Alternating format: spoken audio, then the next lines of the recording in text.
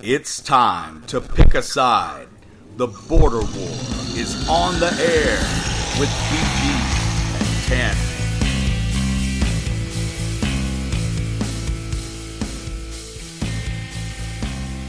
10. Gang, welcome in to another week of the Border War, episode 145. I'm the TanMan, joined in studio by BG. You can follow us on Twitter at the Border War. I am at Tar Heel TanMan. He is at BG_Border War. We're on Facebook. We're everywhere in the podcast world. So wherever you like to listen, like and subscribe to the show. BG, we're back in the studio after a rough weekend. Look, there were losses piling up left and right on Saturday. And then Sunday night, all of a sudden, the Cowboys miraculously pull out a great win. And I can't decide whether or not that's a good thing or a bad thing. How was your weekend? My weekend was pretty good because we were. Did you get held along? Out of town? Or is that just the Gamecocks? Out of. Oh yeah. I sort of divorced myself from that game about midway through the fourth or third quarter, and the rest of my day went just fine. Yeah. We'll talk about it. Yeah. We'll talk about it. I'm not going to take a hard line stance on it, but I've got some things to say.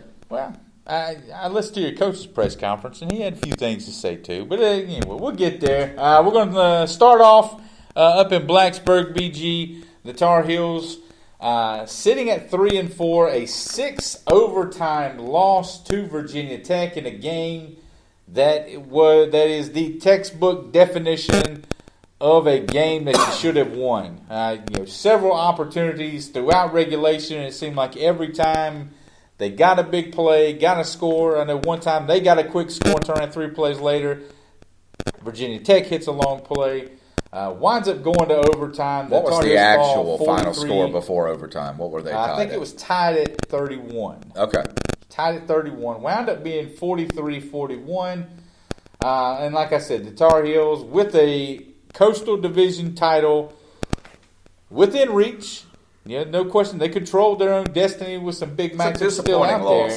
It's a very disappointing loss. I think too that what you're running up on is that Matt Brown, as good of a job as he has done, he's only going to be capable of turning this team into so good of a team with the talent that Fedora left him. And I remember the first year we started doing this show, we were looking at recruiting rankings. I don't know. We started doing this show? What month would it have been? July and August. Okay, so I remember looking at those early recruiting rankings. One of the first shows we did back on Meredith's, and kind of talking to you about how it looked like North Carolina was trending down from a talent standpoint. That 2016's recruiting class was, I'm just going to say, probably 29.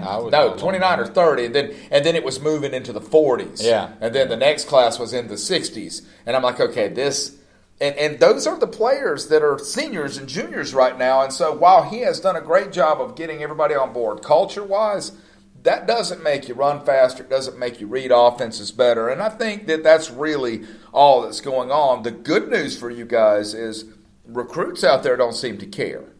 Now, I think he's going to bring some major talent into Chapel Hill, and in 2 seasons, these kind of losses are going to be a distant memory. Well, look, their quarterback they stole from Florida State. They just stole an in-state receiver from NC State. They just got a commitment from the number 1 player in North Carolina, a 5-star defensive end. And, oh, by the way, the big boy from the big linebacker from Mallard Creek that was committed to Auburn, he just decommitted from Auburn the other day. And a lot of people have him, Trenton Simpson, I think. A lot of people have him leaning toward Chapel Hill now. So, look, help is definitely on the way. But for right now, the team that started off 2-0, really huge, feel great about yourself wins over South Carolina and Miami. Look, you are what your record says you are, as Bill Parcells would say. And the shine seems to be coming off just a little bit as they sit at 3-4. And what seemed like a team that was, I don't want to say locked in on a bowl game. Well, there was a time a couple of weeks ago we were saying this team probably wasn't going to lose another game, or at least was in, or that was a possibility that they would win the rest of their schedule. And I think we might have jumped the gun a little bit too. And again, I think that this is not a super talented team. They're a hard playing team, a lot of leadership on the team, but that talent is going to have to show up in a couple of recruiting classes before you really can. And the only reason that was even a discussion about the Atlantic to begin with was just how weak that side of the conference is. And so it's still out there. And correct me if I'm wrong, but that Wake Forest loss doesn't count, right? It does not count. It was a non-conference So that game. that might come into play in North Carolina's favor, but we'll see. Well, we'll see where it goes. The rest of the way, you've got a big one with Duke this weekend.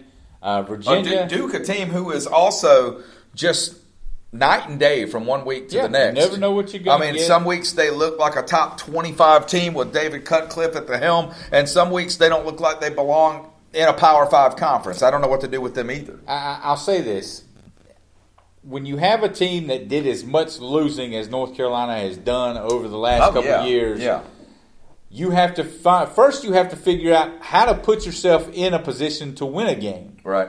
And the difference, that thin line between being in a position where you can win the game and actually finishing the job is a massive, massive leap.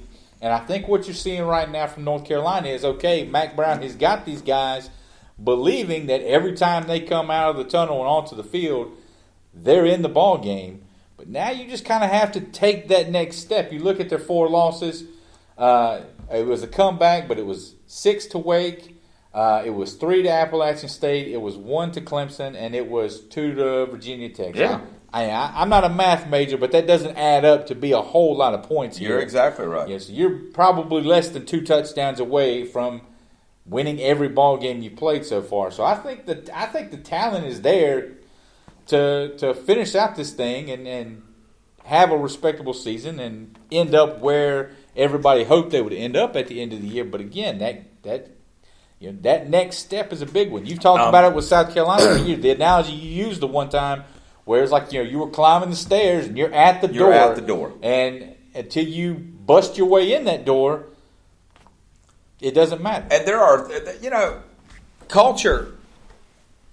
I've been thinking a lot about culture today after watching an NFL team with an excellent culture last night on Monday Night Football just completely decimate a team that has a pretty toxic culture with the Patriots and the Jets. And I think that stuff matters big time in the NFL. And I think it matters to a lesser degree, but it still matters in college football. And I'm always, for whatever reason, there's a moment in time that stands out to me, and I'm wanting to say it was the 2006 or 2007 South Carolina-Auburn game. It was in Columbia. Auburn was ranked number 1 in the country. I believe it was a Thursday night game.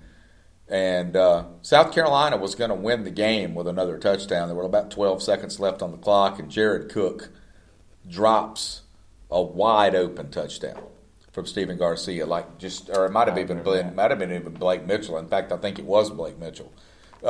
Drops it right in the end zone, and the fans still give him a nice round of applause coming off the field, and Spurrier just lets them have it in the press conference. Don't you ever cheer for us for losing a football game. But that moment stands out in time to me because I don't think that had anything to do with football. I think that had everything to do with culture and expectation and teams that can kick that door down and teams that can't. Yeah. And I think that you guys, while North Carolina's always been known as a basketball school, and rightly so, I think the culture of your basketball team, I think it helps your football program. I think having a consistent winner on campus, that people don't associate that logo with losing anything. Right. Even though the football team's never been that great consistently. They've had good years, but they've never been consistent When you winners. put that shirt on, you're expected to be good. And I think that's really the thing that's always been lacking at South Carolina is even with our baseball team, I think at the time the baseball team and the football team were helping each other. I think there was this sense of, man, we can win at anything. We're beating Clemson at everything, right? But it didn't last, and we weren't able to establish that. And I do think that stuff matters. And so I think that's helping you get recruits right now. The linebacker you're talking about at Mallard Creek, it could be that he's always really wanted to be a Tar Heel, but he just couldn't justify it. But now he can. I mean, I think that your brand is not that bad even for the football team because your brand is so good otherwise.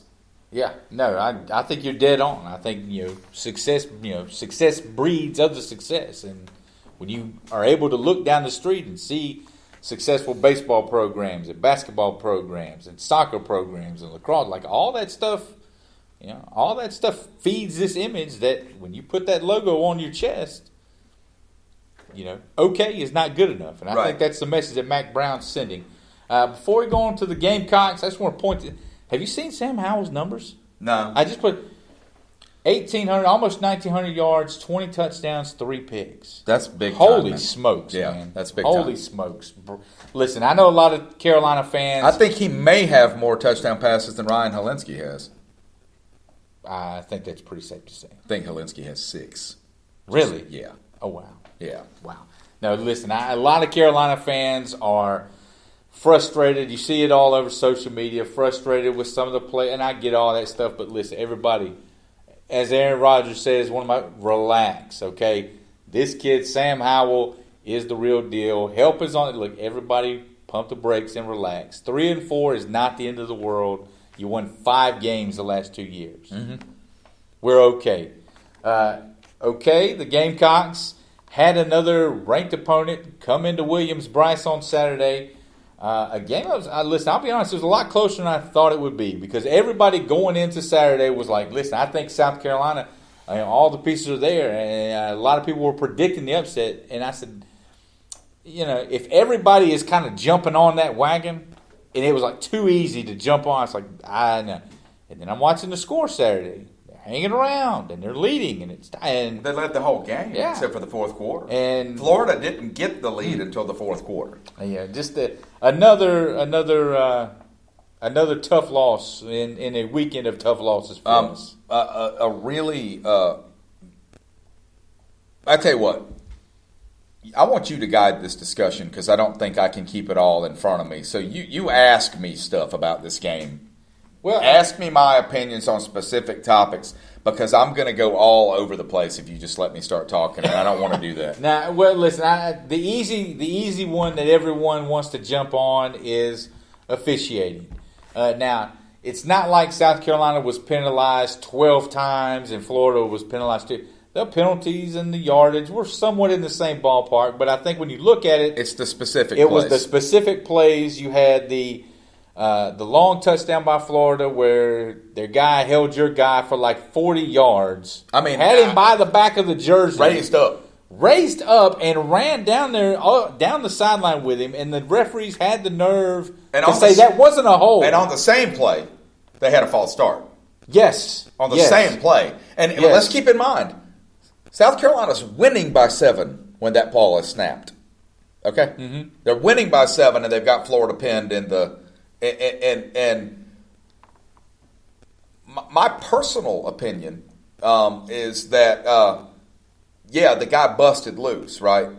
Yeah, he busted loose. And you probably weren't going to catch him. But here's the thing. But still, man, when you're a South Carolina fan, hang on to his jersey all the way down the field. When you're a South Carolina fan and you have a touchdown against Alabama called back, right, because of what technically was a hold, right, on our fake punt against Alabama. But again, a hold that happens on every play of every game that's called back. And then we had another touchdown against Alabama negated by a penalty. And then in this game, 2 touchdowns that aren't negated that Florida scores, one a holding call, one a pretty obvious pick play in the end zone. All right? But it's a continuing narrative, and that's why South Carolina fans are upset. I don't think a lot of South Carolina fans are sitting there saying we would have won this game, but I think they're saying, but you don't know that we wouldn't have won this game. Those calls were so bad, and they literally put points on the scoreboard because Florida's offense wasn't doing squat either. No. And that's the flip side of that. I say the pick play, I agree. Because everybody runs. I agree. Some version. I mean, hell, Clemson won a national championship running that same play. I mean, Everybody runs it. It is what it is. If I'm a Gamecock fan, the hold down the field, I'm losing my mind over that one. And I think Will Muschamp did. I think he did. I literally said we're sitting in our condominium up in Gatlinburg, and we're watching this thing on our little LG TV, in the room, and as soon as was it big or tiny? It was fairly tiny. Nice. The camera angle is the one you've seen. The live shot was from behind the play, following it up the field, and I look at my wife and I said, "This is coming back." I was like, "That dude." I said, "Where's the flag?" Now I don't know if you've noticed this, but there's a Monday Night Football ad on the bottom right corner of the ESPN screen at all times. And the Monday Night Football logo is bright yellow. You thought it was a flag. And I said, they've already, and I think I had my contacts in, so I couldn't see quite as well. And the screen was, as you've mentioned, tiny. And I said, they already, look, the flag's right there. She said, that's not a flag. And I'm like, well, they're going to throw a flag. And he goes into the end zone, and I'm watching it. I'm like, and I'm literally just sitting there like, kick it? There is nothing to worry about here. There's no way they don't call that hold. And then I said, yeah, I'm calling boo on the SEC officiating office. I think the fix was in, BG. Think about it. Who does South Carolina have left on their SEC schedule? Tennessee, Vanderbilt. Right. Who else? A&M. Is that it? Yeah. And, for the SEC games, that's it. You've already beaten, let's say you beat Florida. That gives them 2 losses. What if Florida beats Georgia? They give Georgia 2 losses. And you've got wins over both Florida and Georgia. What does that do for you guys? They put you first in the East. Put you Missouri. They lost to Vanderbilt, but they're not even assured of a bowl game. So they may or may not be able to play in a championship game anyway. But that puts South Carolina in the driver's seat of the East. Do you think they want South Carolina when they have Georgia and Florida? Do you think they want South Carolina representing the East in an SEC title game at least this year? Here's my thing, man. No way, Jose. It's no like, way, man. And I don't. And ironically, you're taking. I try not to be that guy. You're but taking come on, it man. a little further than. But there is no good way to explain why that holding call wasn't thrown, man. It was so blatant and obvious. But here's my thing. This is where I get into my take that I've always come back to. You tell me, what have I always said about South Carolina and the SEC? What have I always said? They don't really belong. We do not belong They're there. not in that group, man. We're not in that group. We are a filler on the schedule. We will always be viewed that way by the SEC. If you're a South Carolina fan and you disagree with me, I honestly don't know what to tell you. This league does not respect your school. It doesn't respect your teams. It gives you no advantages. And while it's helped the athletic program monetarily, we're never going to have any advantages fighting in this league with this schedule. A couple things that I want to get your opinion on. One, Tavian Feaster, 25 for $1.75. Look, Feaster finally got the lion's share of the carries on Saturday with Dowdle banged up. He was huge. Ryan Helinski, another rough game. Yeah. I People want to say they're not sure if he's really healthy. But the thing is, the problem with that is he looks healthy. I mean, maybe it's just because he can't plant fully on that leg. I mean, nobody thought he was going to play in this game. I mean, I think maybe some of it's just the freshman wall. I think these are defenses like he hasn't played against before. And let's be honest, outside of Brian Edwards, he has nobody to throw to, man. Well, that was and I just think the play calling's not great. I don't think we're setting him up. Where are the passes to the tight ends? Well, I mean, we've got 2 tight ends that have shown they can get open in zone coverage and they can move the ball down the field. Even when it's called to Shi Smith, you feel like it's a forced call to Shi Smith. I'm really concerned about what this offense looks like next year. Well, you got Edwards, and he seems to be the alpha dog in that receiving group right now. But Shi Smith, I've just pulled up his numbers, and I've thought all along, this guy, he seemed like he here for a breakout year, and it seemed like every week I turn on South Carolina and I wonder to myself, well, where is Shi Smith? One thing I can think of this week, and I don't want to call it an excuse, but Helinski's got very little rep time with these receivers, right? I mean, he's only been starting for a month and a half. Yeah. He didn't practice all week. He didn't practice one snap the whole week. And I just think, and from what I've read, despite what Muschamp says, because when it comes to injuries, Will Muschamp will look you in the face and lie. He just will flat lie to you. I've read from a couple of reporters on Twitter that Joyner's hammy's not great right now, so they didn't have any other options unless you're going to put Jay Urich in at quarterback.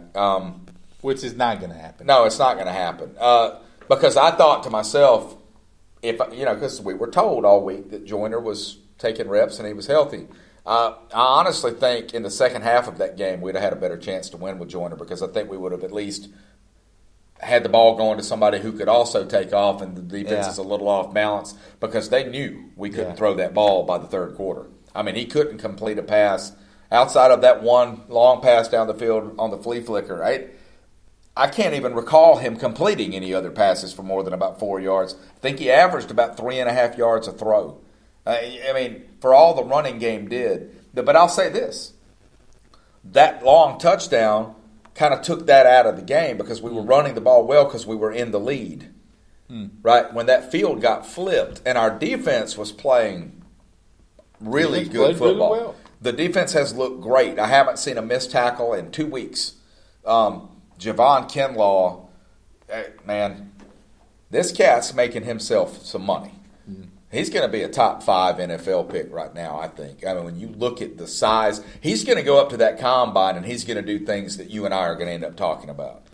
We're going to be like, his 40 time was what?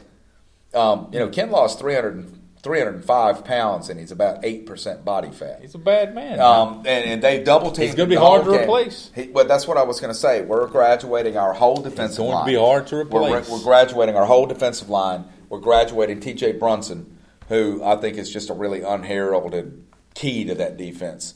We're graduating, every contributor on offense minus Helinski. I mean, and I think next year is going to be ugly. I really do. Unless you have a Kenny McKinley, God rest his soul, who comes out of nowhere, right? Not a name that you were looking for, and suddenly as a sophomore, you're like, who is this kid? Yeah. I mean, those guys have stepped up for Carolina in the past, and they could again. But, yeah, I'm a little concerned. Wow. Because this team, I mean, honestly, it should be competing with Alabama and Georgia and Florida. Maybe not winning, but competing. This is a senior-laden team. Well, we've talked about it before. Yeah. When you have the 18th best recruiting class, that's great, but then you look in the SEC and you're ninth in the SEC. Yeah. I mean, it is what it is. You guys are just, you're in the wrong conference. We say it all the time. I keep beating the dead horse. And it's not They're not going to let you jump those teams. But, well, the other thing is you're in the state with Clemson. And with what Clemson's doing right now, Clemson is not pulling tons and tons and tons of kids from South Carolina, but they are pulling the best kids. Ones. And so, with the population of this state, there's not room for South Carolina and Clemson to begin with, but there's especially not room for South Carolina when Clemson's doing what they're doing now. And then they get an ACC schedule, and you get an SEC schedule, and the results are exactly what you see. Yeah. And you've said it to me off the air. South Carolina is probably, in a vacuum, a damn good football team. They're probably the 30th, 35th best team in the country. But they can turn around and go 4-8 like that. And perception is all that matters. And you did just a few years ago. Yeah, and may still. BG, I texted a few friends of mine. Bottom line, though, before we go on, South Carolina's offense didn't play well enough to win that game. So you can talk about refs. That game was there for the taking, refs or not. It was. And it's the same thing with North Carolina. Listen, you can complain about play call. Listen, you had opportunities to win the game. We both had opportunities to win the games. Absolutely. We didn't get it done. First and goal, Period. 3-yard line. Period. Kick a field goal. Yep. That's it. I texted some friends of mine Sunday, and I said, guys, I want you to get me fired up. It's like Sunday afternoon, few hours away from a game that's probably going to decide whether or not you make the playoffs or not. I said, text me, get me fired up about this Cowboys-Eagles game on Sunday night. And one of my friends, he will literally videotape every Cowboys game. He can go and pull a videotape from a Cowboys game in 1998 and put it in right now. He's that dude, right? He's like, I'm not even watching this. Oh. He's like, I'm not watching this. So you're saying BG was the only guy around that had faith in the Cowboys? Yes. I cannot. I told him, I said, I cannot make myself get fired up for a Jason Garrett team anymore.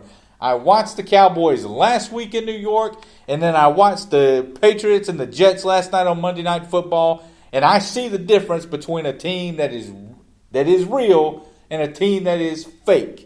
Jason Garrett teams are fake, man, and BG, we have kicked the Redskins out of the box. I was so fed up and fired up. I am done with this dude. And then they go out and they beat the Eagles by 4 freaking touchdowns. Are you kidding me? Are you kidding me, man? The Eagles are a team I might have missed on. I think a lot of people did. Colin Cowherd tweeted out the other day that this roster's not nearly as good as he thought, and obviously he's just basically saying my bad. He and I tend to agree on a lot of teams. Like I find that out in retrospect. I'm like those are kind of the same things I picked, minus a few. He's not as high on the Titans as me. Because the Titans are... No one should be. The Titans are a powerful, powerful franchise. I'm strongly considering them for my new fanhood. As Ryan Tannehill takes over for your boy Marcus. But anyway. I've been telling you that Ryan Tannehill was an underrated quarterback for 4 years. Ryan Tannehill's mama doesn't even say he's over. Ryan Tannehill played an excellent football game on Sunday. He had the highest QBR in the league that day. So, anyway... But that being said, you're right. But if you're a Dallas fan, man, obviously your team stepped up. The team looked great. The Eagles did not. When the game starts off with a turnover that turns into a touchdown, in the NFL, oftentimes, man, it might be over. Yeah. Because your game plan's out the window. And You're already behind. The other thing that you have to think about in the NFL, and this is the stuff about the league and its differences from college that fascinate me. Right, so you think about a college game. All right, the talent differential's there, so teams can score quickly when they have to. Okay, you've practiced for 20 hours, and that includes watching film, that includes weightlifting. All right, put yourself in the Eagles' defense mindset here, right, or the Eagles' offense. You've game planned extensively since Wednesday, 8 to 12 plays to start the game. You've played them over and over and over. You're nauseated about how many times you've watched. And you turn the ball over like that. It's 7-0. You're not running any of those plays now. Just imagine what that does to you. Now, and that's why I think culture, like I alluded to a few minutes ago with the Patriots, it matters so much because it is really tough to be those guys that can just flip that frustration off and say, nope, pick up your lunch pail, play the next play. We're going back to work. And the Eagles, they just don't look like that team right now. I'll say this, even though they're out of the box, the Redskins have showed a lot more defensive, perseverance than the Eagles have. I mean, when you look at their record and what's going on in that front office, the Washington defense is still competing, right? The Eagles, they kind of, to me, look like they waved the white flag about midway through that second quarter. I think Doug Peterson wrote a check with his mouth that they weren't entirely ready to have cashed. Yeah. No question. And that, you listen to the post-game answers from some of the Cowboys, DeMarcus Lawrence, particularly Ezekiel Elliott. We're a family-friendly show, so I'm not going to tell you what he said. Right. But that definitely lit a fire under the Cowboys. What frustrates me about it is... That's what I was saying, though. It would frustrate me. Is every time... That was my original point that I lost. Every time over the last handful of years, and listen, we've had teams that I felt like were good enough to win a Super Bowl before this one, right? But every time we get into a situation where, okay, yeah, this is getting ready to go sideways. This is finally going to be it. Somehow, they come up with a huge win. Jason Garrett, the talk all week was, Lincoln Riley, Jason Garrett's probably out of there. Jerry and Stephen Jones are really tight with Lincoln Riley from Oklahoma. And then what do? What does Garrett do? They go out there and beat a division rival by 4 freaking touchdowns. Yeah. And I just, BG, I can't do this with Jason Garrett anymore. You don't know whether you're supposed to like this or not. Exactly. Let him go win a playoff game. Then what happens? See, I've always said I believe that we talked about this last winning week. a playoff game is not going to be good enough, but I'm also really scared that it might be. And now, the Eagles, they're at 3-4. They're only a game behind. Dallas is only up by a game in the division.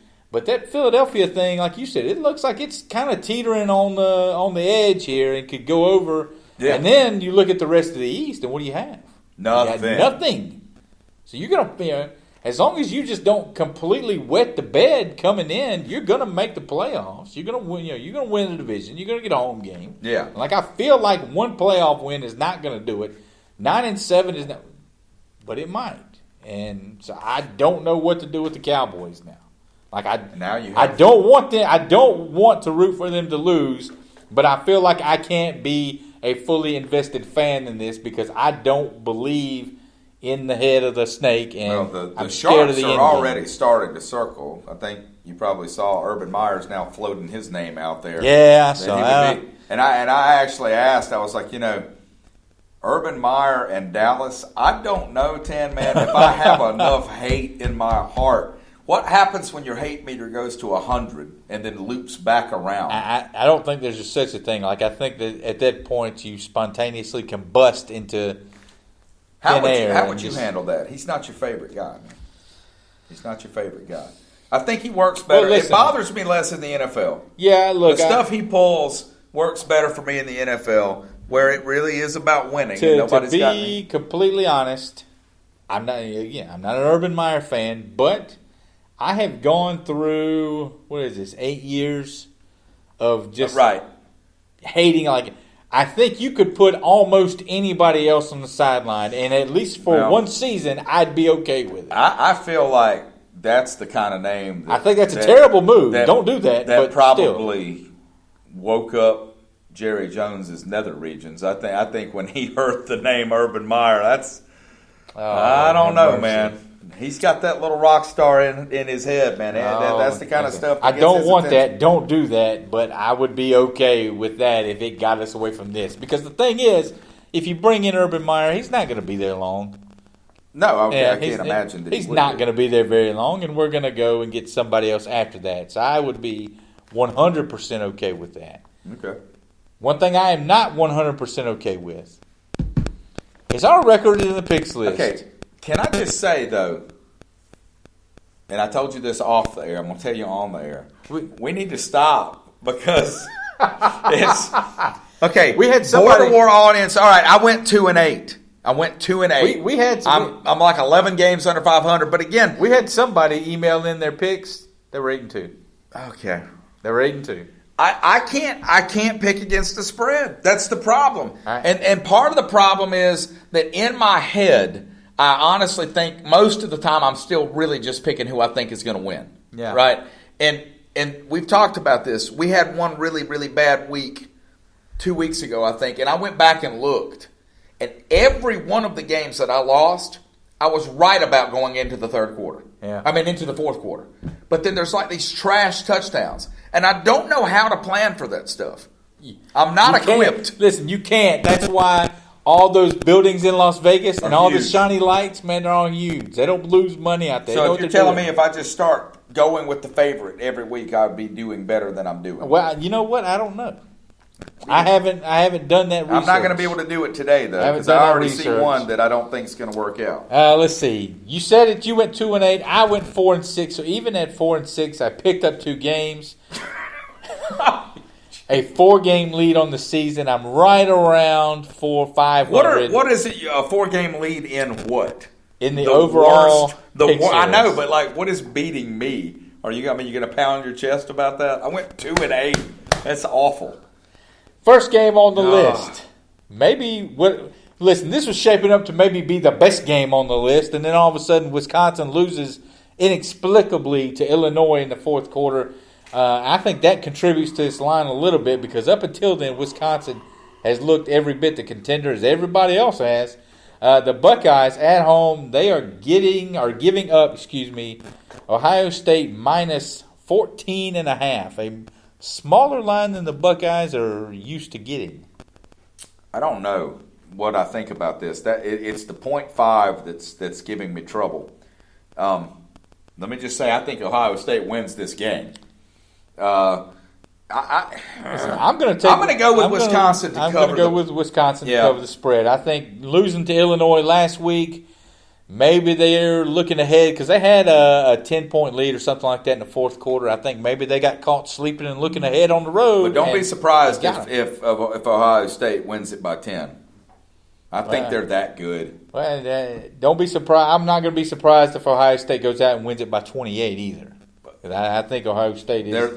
There is. If somebody wins it by 28, it'll be the Buckeyes. Next game on the list, number 9 Auburn going to Death Valley to take on number 2 LSU. The Tigers shooting up the polls, setting up that 1 versus 2 matchup next week against Alabama. I think it is. The Tigers, LSU, that is. Yeah, I was about to say. LSU Tigers. Minus 11, BG. Where are you going with this matchup of top 10 teams? It's one of those things where if this game goes the way I suspect it's going to, it's just awful for college football because you would like to think that the number 9 team in the country could stay on the field with the number 2 team in the country. And I think this game is close through 3 quarters, but I think LSU wins it by a couple of touchdowns. Yeah, look, I think Bo Nix is not quite the freshman quarterback Sam Howell is. Very few are. Look at you. But no, I think you're right. I think 10-14 sounds about right. Listen, LSU is they're locked in, man. They're locked in. They look really good every week, and I watch that team, and it's hard to find a flaw with this. Them. Is not going to be a team that gets overlooked either. No, they're familiar with all. LSU is one team that I have yet to really find a major flaw in, so I think LSU is going to cover that 11-point spread. How unusual does that feel to say? Yeah. Because, Lord, are they not the definition of the second-place team? Yes. They are the silver medalists, man. LSU. Can you imagine Ed Orgeron winning a national title? Like, how awesome would that be? It'd be pretty awesome. Duke at North Carolina. Anybody on this list could win a national title, and it would be awesome to me, except for one. The 49ers could win the college national title, and I'd be like, cool, long as it wasn't Clemson. The Blue Devils, the battle for the victory bell in Chapel Hill. Duke just got blistered by Virginia, the Tar Heels. Another close loss. We talked about it earlier. North Carolina, 4-point favorites in this one. BG, Tar Heels get to win on this one outright. That's it. And listen, they are due for a great. They are due to finish the job, and I think they finished the job Saturday. Again, my hesitancy here is because I just don't know what I think about Duke. You guys have been competitive. Duke has blown people out, gotten blown out, beaten people, and then turned around and lost by 20 points to a team that that beat the team that they beat. I mean, it's insane. I'm with you. It's at North Carolina. This rivalry obviously doesn't mean much in football, which I think is a real shame. 4 points is not a huge spread. I could see North Carolina winning this by exactly 4.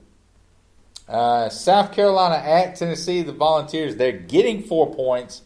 This is a series that, as bad as Tennessee has been the last, what would you say, decade? Yeah.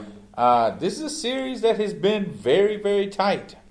Sure. Over the last handful of years. Tennessee kept South Carolina maybe out of a national title game. Quite possibly. Definitely out of an SEC title Quite game. possibly. Vols getting 4 points in this one. These are your boys. You take it. I'm going to say if South Carolina wins this game, it will be by a field goal. I do not see them beating Tennessee. Tennessee's they've looked better every week. Yes, they have. They got hosed by the refs last week too. So if I have to guess, I'd say South Carolina has a 55% chance of winning this game, but I think it's by a field goal. Tennessee, like you said, it has gotten better every week. Listen, they hung around with Alabama And let me just take it. It's not going to surprise me at all if Tennessee wins this game. No, not at all. They hung around with Alabama, especially 500 the way our times offense looks longer than I thought they would. I think South Carolina, by the same token, I think that the last couple of weeks they have turned a corner too. They have turned a corner too. Defensively. The fourth quarter last week notwithstanding, but listen, if you can go down to Georgia and win with a backup quarterback and you can hang in there, really kind of get jobbed at the end, be a few terrible calls away from beating the number 9 team in the country in Florida, I think you can go up to Tennessee and handle your business up there because Tennessee, again, that Tennessee team that's terrible, they're still there. They've just kind of pushed them off to the side the last few weeks. I'm going to go with South Carolina, and I'll give up the 4 points in this one. Okay. I think South Carolina takes it. Finally, on the college slate, Boston College at the 4th-ranked Tigers, sinking like a stone in the polls they are. Clemson, 33.5 point. I went back and searched it. Give me a closer line than this. I can't find one anywhere. Listen, Boston College looked really good last week. They blistered NC State at home. A.J. Dillon is as good a running back as you're going to find anywhere else. This side of Travis Etienne, probably. I'm going to take Boston College in the 33.5. I'm going to take BC in the points. Listen, I don't. If Clemson lets teams hang around like they let Louisville hang around last week, eventually somebody is going to give them more fight than they bargained for. So I'll take Boston College in the points. I learned my lesson. Give me Clemson. Over to the NFL side, 3 minutes to go, so we'll get it in. Redskins at the Vikings, Thursday night football. The biggest spread of the week, as you said last week. Yep. 16. The Vikings getting 16, BG. I think the Redskins cover the spread. No chance, man. I don't think Kirk Cousins is going to have a great game at all. No chance. Listen, Kirk Cousins issued apologies to everyone in the locker room, and since then, he's been fantastic. And unfortunately, I left him on my fantasy bench. And why he's even on my fantasy team, I don't really know. But Minnesota covers this in spades, man. Listen, Redskins, they were a torrential rainstorm away from getting blown out last week. That was the only thing that kept them in it. Their offense stinks. I thought it was raining on both teams. Well, it was. Okay. But their offense does stink. Their offense stinks, man. They're not going to be able to do it. I think if Cousins throws a couple of picks, it just keeps the game closer. Panthers at Niners. Panthers off the bye week. Ron Rivera says, "Listen, we're sticking with Kyle Allen, and Cam Newton is going to do his rehab for the most part. Not exactly a ringing endorsement for Cam Newton." The Niners are -6 in this one, going all the way out to California. I think San Francisco, they're going to have a letdown some week. I don't think this is the week they cover that 6 points. I think this is the game where people are like, this is the game where people turn on Kyle Allen because I think the 49ers are going to give him a lot of problems. Browns at Patriots. The Patriots. This shaped up to be an awesome game to start the year. It is not going to be. New England giving up 14 points. That defense is unbelievable. I don't know if the Browns have 14 points in them. Unbelievable. Give me New England. Yep. I'll give you the 14. Yep. That one's not close. Raiders at Texans. A minute to go. Texans -7 in this one. I'll take the Raiders. They seem to be an every other week team. I think the Texans win it. Raiders keep it close. I'll take the Texans. I'll give the points on that one. I got to give you a chance to catch up. I'm going to throw you a bone. And finally, last game on the list, the Pat Mahomes-less Kansas City Chiefs. They're getting 5.5 against Green Bay. I will take the Packers over Matt Moore and give Matt Moore 5.5 on that one every day. Same here. I'm shocked that's not a little bit smaller or bigger spread. Email your picks in, play along. Listen, you can't be worse than we are. We are terrible at this game. At CarolinaBorderWar@gmail.com. Go and give our friends at Stadium Scene TV a lot of great podcasts and things to check out over there. So go give them a look when you get a chance. BG and the TanMan are out of here. 145 is finito. Who you calling? We're still on the air.